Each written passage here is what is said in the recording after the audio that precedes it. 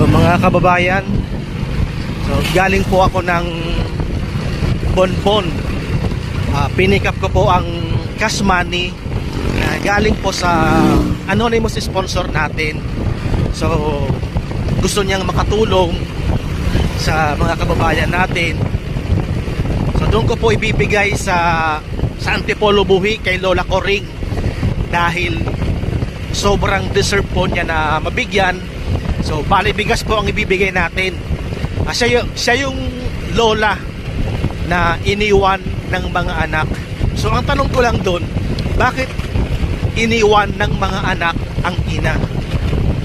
Sa edad na 85, pinapangarap ng matanda na bago man lang siya mamatay ay madalaw ng mga anak at makita niya ang kanyang mga anak bago man lang siya lumisan sa mundo.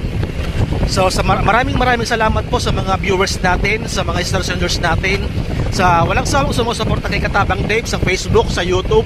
Maraming salamat. Samahan niyo po kami sa aming paglalakbay, sa aming pagtulong para po mas marami tayong matulungan, hindi lang dito sa Libon kundi sa Albay, sa Camarines Sur. Happy New Year. Maraming salamat and God bless.